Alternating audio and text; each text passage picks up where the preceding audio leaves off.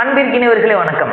இன்னைக்கு நம்ம 45 days rapid revision for group and films அப்படின்றதுல டே 11ல இருக்கிறோம். ஸோ இந்த டே 11ல மார்னிங் நம்ம தமிழ் சொசைட்டி கிளாஸஸ் தான் பார்த்துருந்தோம். குறிப்பாக தமிழ் சொசைட்டியுடைய 3ஆம் பகுதியான த பாலிகர்ஸ் ரிவால்ட், இது சிலபஸ்ல early agitations against British rule in India அப்படின்னு சொல்லி கொடுத்துருப்பாங்க.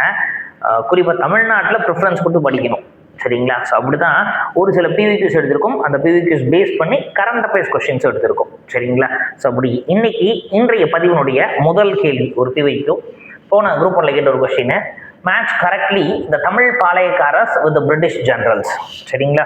தமிழக பாளையக்காரர்களை ஆங்கிலேய தளபதிகளுடன் சரியாக பொறுத்துக அப்படின்னு கொடுத்துருக்காங்க. ஃபர்ஸ்ட் எடுத்தோன்னா புலித்தேவன் கொடுத்துருக்காங்க. ஸோ புலித்தேவர்னாலே நமக்கு நல்லா தெரியும், கர்னல் ஹெரான், சரிங்களா? அதாவது என்ன ஆகுதுன்னா, இந்த கர்னல் ஹெரான் இருக்கிறார் இல்லையா, இந்த கர்னல் ஹெரானோட சேர்ந்து மஃபூஸ் கான், இவங்க 2 பேருமே போய் தாக்குறாங்க. ஃபர்ஸ்ட் எடுத்தோன்னே இந்த 2 பேருமே தாக்குறாங்க. ஓகே, ஸோ இப்போ இவங்க மட்டும் தானா சார்? இவங்களோட இதுக்கப்புறம் ஃபர்ஸ்ட் டைம் இந்த கர்னல் ஹெரானும் மஃபூஸ் கானும் சேர்ந்து தாக்குறதுல புலித்தேவர் தப்பிச்சிடறாரு, ஜெயிச்சிடறாரு. கடைசியாக என்ன ஆகுதுன்னா, கர்னல் கேம்பல், சரிங்களா? அந்த கர்னல் கேம்பல் அப்படின்றவர் 1767ல் புலித்தேவரை தாக்குறாரு. இந்த தாக்குதல் தான் தப்பிக்க முடியாமல் நெற்கட்டும் செவல், பனையூர், வாசுதேவனோடு எல்லாத்தையுமே இழந்துடுறாரு. ஸோ இப்போ கொடுத்துருக்கல ஹெரான் அப்படின்னு நமக்கு நல்லாவே தெரியுது. அடுத்ததாக கட்டபொம்மன்.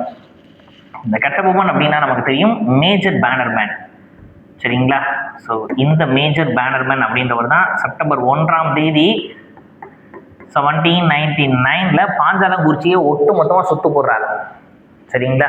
ஸோ அது நமக்கு தெரியும் மேஜர் பேனர்மேன் அப்படின்னு. அடுத்து ஊமத்துறை, சரிங்களா? ஸோ இந்த ஊமத்துறை மெக்கோலே, சரிங்களா? ஊமத்துறை இந்த மெக்கோலே தான் பிடிக்கிறார், சரிங்களா? ஸோ மெக்கோலே தான் பிடிக்கிறாரு. இறுதியாக தீரன் சின்னமலை கேப்டன் ஹாரிஸ், சரிங்களா? ஸோ இப்போ கொடுத்துருக்கதை பேஸ் பண்ணி பார்க்குறோம். இதில் நமக்கு கண்டிப்பாக தெரிய வேண்டியது என்ன அப்படின்னா, இவங்களுடைய நினைவு தினங்கள். ஸோ புலித்தேவருக்கு இவருடைய இறுதி வாழ்க்கை என்ன அப்படின்னு நமக்கு தெரியல. 1767ஓட அவர் என்ன ஆனார்னு நமக்கு தெரியல, வரலாற்றில் சொல்லலை.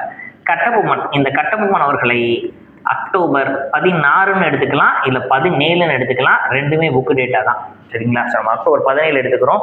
அக்டோபர் 1799ல் கட்டபொம்மன் அவர்கள் கயத்தாரில் வைத்து தூக்கிலிடப்படுகிறார்.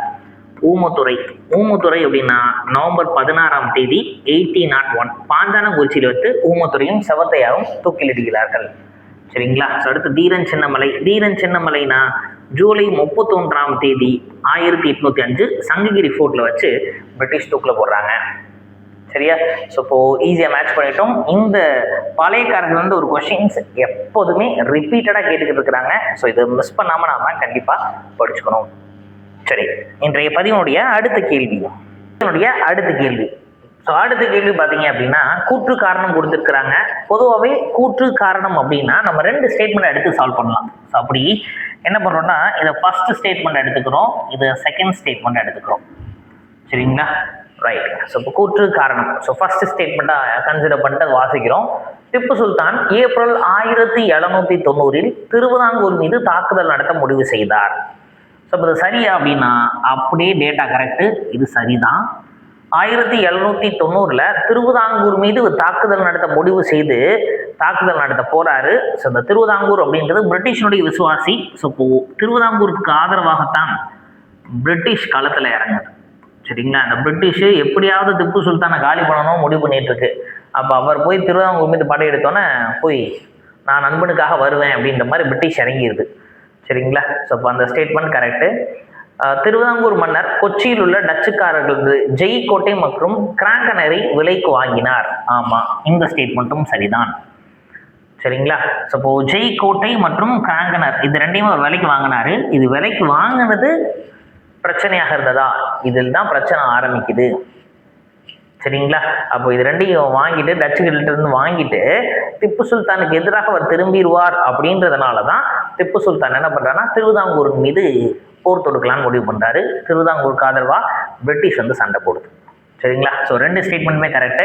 ஸோ இந்த போரின் முடிவில் தான் 1792, சரிங்களா? ஸோ இதைத்தான் நம்ம 3ஆம் ஆங்கிலோ மைசூர் போர் அப்படின்னு சொல்றோம். 3ஆம் ஆங்கிலோ மைசூர் வார், சரிங்களா? ஸோ 1792 இந்த வார் முடியுது. 90ல் ஆரம்பிச்சு 92ல் முடியுது. எப்படி முடியுது அப்படின்னா ட்ரீட்டி ஆஃப் ஸ்ரீரங்கப்பட்டினம் அப்படின்னு சொல்றோம். இந்த ஸ்ரீரங்கப்பட்டின உடன்படிக்கையோடு தான் இது முடிவுக்கு வருது. சரிங்களா? ஸோ ட்ரீட்டி ஆஃப் ஸ்ரீரங்கப்பட்டினம் இது உடன்படிக்கையோட முடிவுக்கு வருது. இந்த ஒப்பந்தத்தின் அடிப்படையில் தான் தமிழ்நாட்டினுடைய பல்வேறு பகுதிகள், குறிப்பாக பாரமகால், சேலம், திண்டுக்கல் போன்ற பல்வேறு பகுதிகள் திப்பு சுல்தான்கிட்ட தான் இருந்தது. அதாவது மைசூர் சமஸ்தானத்தின் கீழே இருந்தது. இது எல்லாமே பிரிட்டிஷ் எழுதி கொடுத்துட்றாங்க. சரிங்களா? கிட்டத்தட்ட திப்பு சுல்தானுக்கு துரோகம் பண்ண ஒரு ஒப்பந்தம் அப்படின்னு சொல்லலாம். பாதிக்கு மேற்பட்ட இடங்களை இழந்துடுறார் இந்த ஒப்பந்தத்தின் அடிப்படையில். இப்போ கொடுத்துருக்க 2 ஸ்டேட்மெண்ட்டுமே கரெக்டு. கூற்று காரணத்துக்கு லிங்க் இருக்கான்னு பார்க்குறோம். லிங்க் இருக்குது அப்படின்னாலே உடனே என்ன பண்ணிடுறோம் அப்படின்னா கரெக்ட் எக்ஸ்ப்ளனேஷன் அப்படின்னு சொல்கிறோம். இல்லை சார் லிங்க் எதுவுமே இல்லை அப்படின்னா நாட் கரெக்ட் போட்டிருக்கணும். இங்கே லிங்க் இருக்கிறதுனால கரெக்ட் எக்ஸ்ப்ளனேஷன் அப்படின்னு சொல்லிட்டோம். சரிங்களா? ரைட். இன்றைய பதிவினுடைய அடுத்த கேள்வி, 3வது ஒரு பிரிவு கொடுத்துருக்குறாங்க. சரிங்களா? ரைட்டுங்க. ஸோ பாருங்க, கீழ்கண்ட கூற்றுகளை கருத்தில் கொண்டு தவறான விடையை கண்டறி. ஸோ ராங் ஸ்டேட்மெண்ட் எது அப்படின்னு கேட்டிருக்கிறாங்க.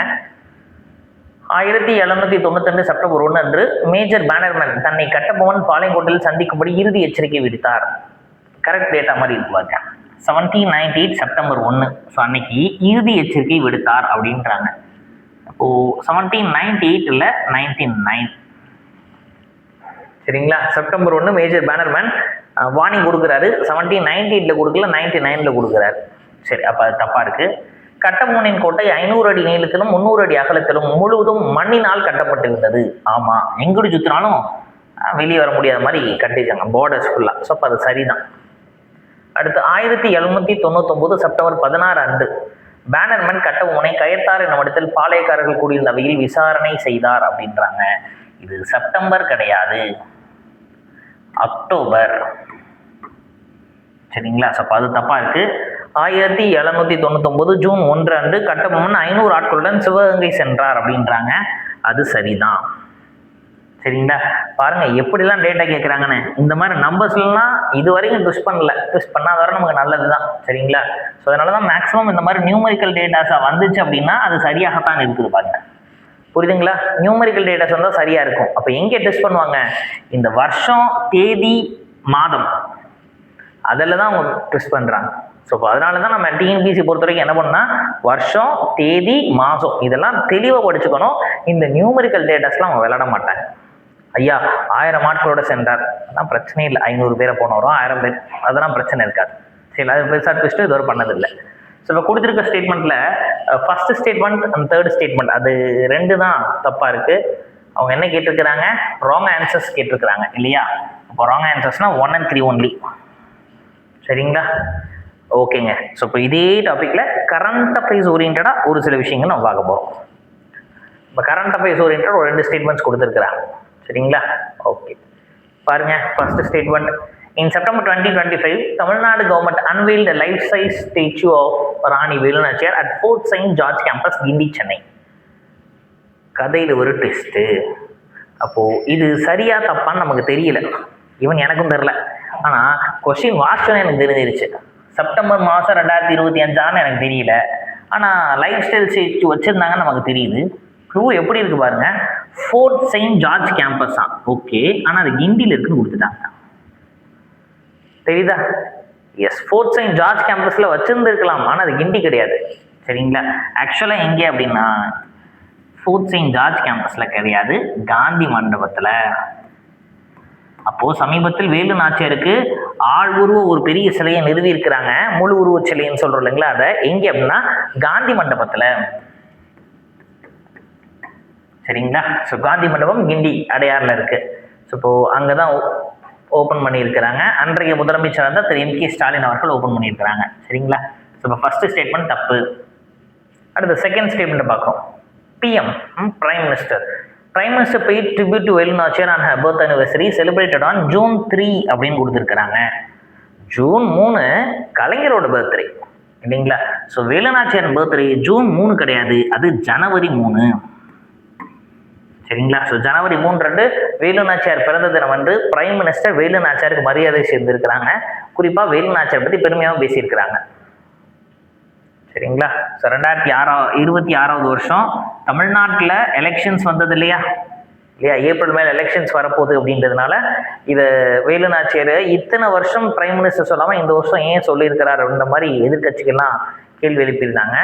அப்போ என்ன காரணம்னா அந்த எலெக்ஷன்ஸ் அப்படின்றது காரணம். சரிங்களா? ஓகேங்க. ஸோ கொடுத்ததுக்கெல்லாம் இப்போ 2 ஸ்டேட்மெண்ட்டுமே கரெக்ட் கிடையாது, தப்பு தான். சரியா? ஓகேங்க. அடுத்தது இன்றைய பதிவுடைய இறுதி கேள்வி என்ன அப்படின்றத பார்க்குறோம். கரண்ட் அஃபேர்ஸ் ஓரியன்டாக கொடுத்துருக்காங்க. In which place the government announced the police training school that would be named after Velu Nachiyar. அப்போ வேலு நாச்சியார் அவர்கள் பேரில் ஒரு போலீஸ் ட்ரைனிங் ஸ்கூல், காவல் பயிற்சி பள்ளி அப்போ இருக்குது, ஒரு காவல் பயிற்சி பள்ளி. அதுக்கு வேலு நாச்சியார் பேரிடுறேன் அப்படின்னு சொல்லிட்டு முதலமைச்சர் சொல்லியிருக்கிறார், அன்றைய முதல்வர். சரிங்களா? அது எந்த ஊரில் அப்படின்னு கேட்டிருக்கிறாங்க. வேலு நாச்சியார்னு பார்த்த உடனே சிவகங்கையாக இருக்கும்னு நினைப்போம், ஏன்னா சிவகங்கையினுடைய அரசி. சரிங்களா? ராமநாதபுரம் அவங்க பிறந்த இடம். அப்போ இது 2 தான் ஏதாவது இருக்கும் அப்படின்னு நம்ம நினைப்போம், ஆனால் அது 2மே கிடையாது. எந்த ஊரில் அப்படின்னா வேலூரில். சரிங்களா? அப்போ வேலு நாச்சியோட தொடர்புடைய இடம்னு சொல்லி தான் ஆப்ஷன்ஸில் கொடுத்துருக்குறாங்க. கேர்ஃபுல்லாக பார்த்து ஆன்சர் பண்ணணும். சரிங்களா? பார்த்தோன்னா ஒன்று சிவகங்கையாக இருக்குது, ராமநாதபுரமாக இருக்கும்னு நினைப்போம். காவலர் பயிற்சி பள்ளி வேலூரில் தான் இருக்குது. ஸோ வேலூர். ஸோ இதோட இந்த பதிவு நமக்கு முடிவுக்கு வருகிறது. சரிங்களா? இந்த 40 வீடியோஸ் ரேபிட் ரிவிஷனில் 2 PVQs அப்படின்னு சொன்னோம். இன்றைக்கெல்லாம் 3 PVQ கொடுத்துருக்கேன். கிட்டத்தட்ட அப்ராக்சிமேட்டாக நம்ம என்ன பண்ணுறோம் அப்படின்னா 200 கேள்விகள் ப்ரீவியஸாக கொஷின்ஸும் கரண்ட் அஃபேர்ஸ் ஓரியன்டாக பார்க்க போகிறோம். எல்லாமே ஹாட் டாபிக்ஸ். ஸோ இந்த சீரீஸை மிஸ் பண்ணாமல் பாருங்கள். ஒருவேளை உங்கள் ஃப்ரெண்ட்ஸ் யாராவது குரூப் 1 எக்ஸாம்ஸ்க்கு வெறித்தனமாக ப்ரிப்பேர் பண்ணிட்டு இருக்காங்க அப்படின்னா அவங்களுக்கும் நம்ம சேனலில் இந்த சீரீஸ் பற்றி சொல்லுங்கள். See you all in the next video. Wish you all the very, very, very best. Thank you.